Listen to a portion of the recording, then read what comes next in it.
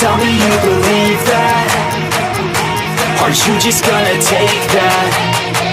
Or will you fucking fight back?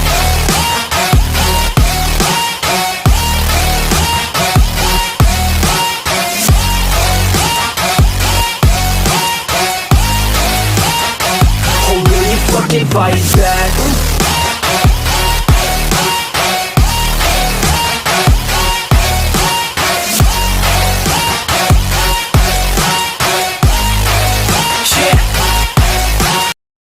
तो episode के starting में प्रोटैगनिस्ट कहता है कि मैं रीइंकार्नेशन में विश्वास नहीं कर सकता हूँ।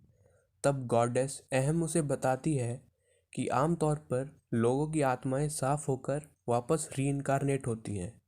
उनके पुराने जीवन की सारी यादें मिट जाती हैं।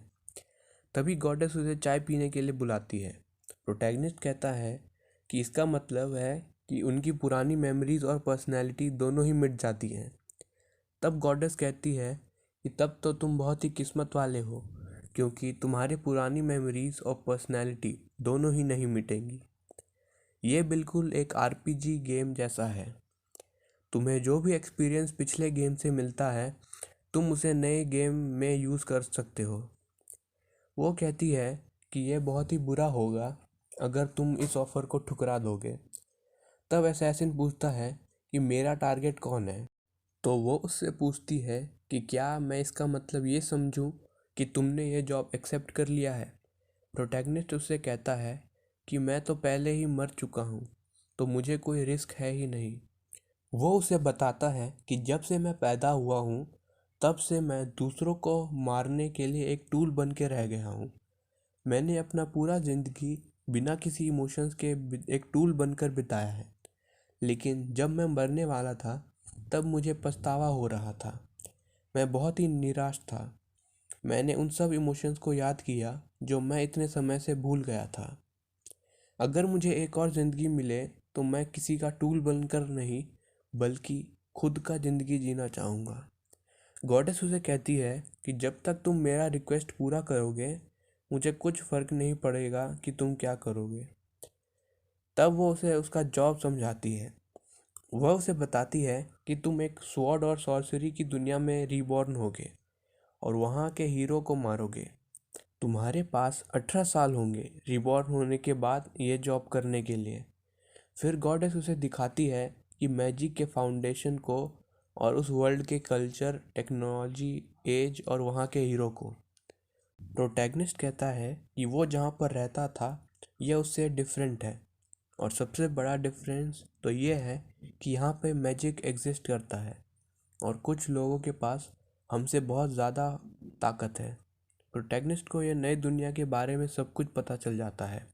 वो गॉडेस से पूछता है कि हीरो तो बहुत ही बहादुर और अच्छा आदमी है, फिर उसे क्यों मरवाना चाहती हो। गॉडेस उसे बताती है कि आज से 16 साल बाद हीरो डीमन लॉर्ड को हरा के दुनिया को बचा लेगा, लेकिन उसके बाद वो अपना पावर का गलत इस्तेमाल करेगा और दुनिया को लड़ाई में धकेल देगा, और 18 साल बाद ये दुनिया तबाह हो जाएगी। इसलिए मैं चाहती हूँ कि तुम हीरो को जल्दी ही मार दो। वो गॉडेस से पूछता है कि अभी मुझे जितना भी नॉलेज मिला है, उसके हिसाब से तो इंसान की एबिलिटीज़ का कोई लिमिट नहीं है, पर हीरो इन सब से अलग है। उसके पास किसी भी इंसान से बहुत ज़्यादा ताकत है।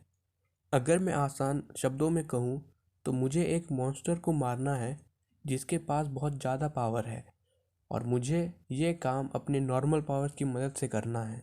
ये सुन के गॉडेस उसे कहती है कि मैंने तुम्हें इस काम के लिए चुना है, क्योंकि ये काम ना तो एक वॉरियर कर सकता है, ना तो नाइट्स, और ना ही कोई मैजिशियन। ये काम सिर्फ एक असैसिन ही कर सकता है। असैसिन कहता है कि अगर तुम उसे मरवाना ही चाहती हो तो मैं ये काम कर सकता हूँ, लेकिन इसके लिए तुम्हें मुझे सबसे ताकतवर और सबसे अच्छी एबिलिटीज़ देनी होंगी। गॉडेस कहती है कि तुम उसकी चिंता मत करो, मैं तुम्हें सबसे ताकतवर एबिलिटीज़ ही दूंगी। फिर वो उसे दूसरे दुनिया में ले जाती है, और जहाँ पर स्किल्स होती हैं सारी ह्यूमंस की, और इसके बाद वो कहती है कि यहाँ पे मैं तुम्हारे कोई भी मदद नहीं करूँगी, तुम्हें खुद ही अपनी स्किल्स को चुनना है और मैं वो सब स्किल्स तुम्हें दे दूँगी। असैसिन उससे पूछता है कि मुझे दूसरी दुनिया में रीइंकार्नेट करना तुम्हारी शक्तियों के बाहर होगा ना। फिर गॉडेस बताती है कि उनके पास यहाँ पर सोल नहीं है जिन्हें वो रीइंकार्नेट कर सके, इसलिए वह दूसरी दुनिया के सोल को ला रही है और उसे वो मिल जाता है और उसकी एबिलिटीज़ भी बहुत अच्छी थी। फिर असैसिन उसे सवाल पूछता है कि क्या होगा अगर मैं हीरो को 18 साल से पहले मार दूँ। गॉडेस उसे बताती है कि तुम उसे तभी मारना जब वो डीमन लॉर्ड को मार दे, क्योंकि डीमन लॉर्ड को सिर्फ हीरो ही हरा सकता है। असैसिन उसे आखिरी सवाल पूछता है कि तुम दुनिया को बचाना चाहती हो या हीरो को मरवाना चाहती हो। अगर हीरो को बिना मारे भी दुनिया बच गई तो अच्छा होगा ना।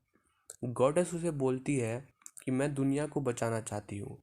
अगर हीरो को बिना मारे भी दुनिया बच जाए तो ये बहुत ही अच्छा होगा। इसके बाद असैसिन गॉडेस की रिक्वेस्ट को एक्सेप्ट कर लेता है और गॉडेस बहुत ही खुश होती है। वह उसे स्किल्स कार्ड चूज़ करने के लिए कहती है। असैसिन सोचता है कि वो 5 कैटेगरीज की सिर्फ एक ही स्किल्स को चूज़ कर सकता है और इसका मतलब उसे बस 5 ही स्किल्स मिल पाएंगी। वो सब स्किल्स के बारे में सोच रहा होता है और कहता है कि मुझे ऐसी स्किल्स चूज़ करनी होंगी जिससे कि मैं हीरो से लड़ पाऊँ। वहाँ पे टोटल 1,23,851 स्किल्स होती हैं। वो एस रैंक की स्किल सुपर रीजनरेशन को लेता है जिससे वो काफ़ी जल्दी ठीक हो जाए, और फिर वो ए रैंक के स्किल्स को लेता है चैंटिंग मैजिक, जिसकी मदद से किसी भी चीज़ को एन्चैंट कर पाएगा। और फिर वो बी रैंक की स्किल्स को लेता है जिससे उसे मिलती है तेज़ी से ग्रो करना और अनलिमिटेड स्टैमिना। वो सी रैंक से मार्शल आर्ट्स को चुनता है और जब वो डी रैंक के स्किल्स को देख रहा होता है तभी वो एक स्किल को देखता है और वो सोच रहा होता है कि शायद गॉडेस ने इस पर ध्यान नहीं दिया, और वो फिर कहता है कि वो अपनी एलिमेंटल ताकतों को भी चुन सकता है।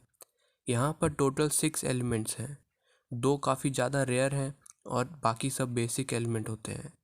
वो बेसिक वालों को लेता है जिससे वह काफ़ी जल्दी रिकवर कर पाएगा। उसके बाद वो वापस उसी वर्ल्ड में आ जाता है और गॉडेस उससे पूछती है कि लगता है कि तुमने सारी कॉम्बिनेशन को ले लिया है, और वह उसके बाद कहता है कि मैंने अपने प्लान को चुन लिया है। गॉडेस कहती है कि तुम ह्यूमंस काफ़ी इंटरेस्टिंग होते हो क्योंकि तुमने उन्हीं स्किल्स को लिया है जो सुनने में ताकतवर लगती हैं। असैसिन गॉडेस से कहता है कि मुझे एक मॉन्स्टर को मारना है जिसके पास 30 स्किल्स होंगी। गॉडेस उससे पूछती है कि क्या तुम तैयार हो। वो कहता है हाँ। वो उसे बताती है कि तुम एक नोबल्स के घर में रीइंकार्नेट किए जा रहे हो जहाँ पे तुम एक असैसिन की तरह काम करोगे। और असैसिन मन में सोच रहा होता है कि अगर एक मिशन करने से मुझे मेरी ज़िंदगी वापस मिल जाएगी तो उसे उससे फ़र्क नहीं पड़ता, और वहाँ से जाने लगता है और कहता है कि वो इस बार अपनी खुशी को हासिल करके रहेगा। फिर हम एक लेडी को दिखाते हैं जो कहती है कि यह एक लड़का है। तभी वहाँ पर दूसरी लेडी कहती है कि क्या सच में। तभी हमें वो लेडी को दिखाया जाता है। लेडी का हस्बैंड कहता है कि इसका नाम हम लग रखेंगे।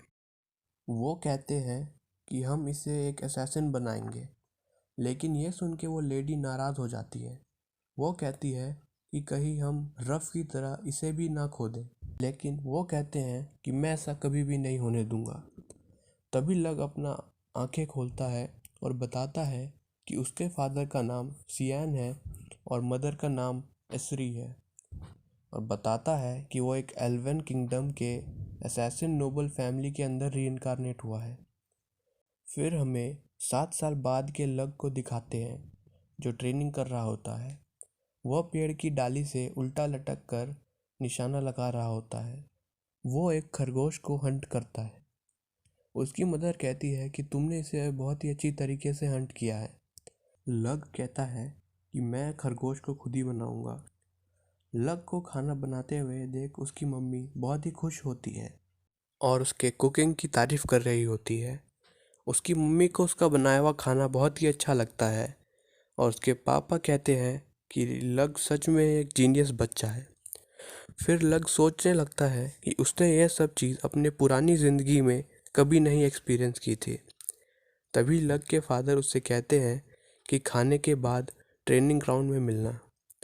लक वहाँ पर पहुँच जाता है और उसके फादर उसे अपनी कपड़े उतारने के लिए कहते हैं और वह उसकी बॉडी का चेकअप करने लगते हैं क्योंकि वह एक डॉक्टर होते हैं।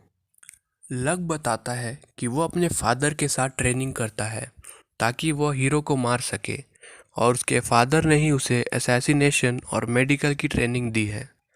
लक के फादर कहते हैं कि तुम बहुत ही जल्दी ग्रो कर रहे हो और मुझे लगता है कि तुम्हारा स्टेमिना काफ़ी होगा इस सर्जरी के लिए। वो अपनी आंखों को दिखाते हैं और कहते हैं कि ये हमारे फैमिली का एक सीक्रेट है। फिर वो बताते हैं कि इन आंखों को एनहेंस किया गया है जिससे वो मैजिकल पावर और अलग अलग चीज़ों को सेंस कर सकते हैं। वो उससे पूछते हैं कि तुम्हें कहीं डर तो नहीं लग रहा है? तो वो कहता है कि मुझे आप पे भरोसा है। फिर लक की आंखों में पट्टी बंधी हुई होती है और उसकी मम्मी उसे खाना खिला रही होती है। वो अपने फादर के पास जाता है और उसके फादर उसे बताते हैं भले ही तुम अच्छे हो लेकिन तुम अभी भी असैसिनेशन स्किल्स को सीख रहे हो। तभी उसकी आंखों से पट्टी हटा देते हैं और लक देखता है कि वह दूर की चीज़ों को भी बहुत ही आसानी से देख पा रहा था। लक के फादर उसे बताते हैं कि तुम्हारे लिए एक अच्छी टीचर मिल गई है और तुम उनके साथ अच्छी तरह से बिहेव करना। यह सुन के लक बहुत ही खुश हो जाता है। वह अपने फादर के साथ अपनी टीचर का इंतज़ार कर रहा होता है कि तभी वहाँ पर एक गाड़ी आती है और उसमें से एक लड़की निकलती है।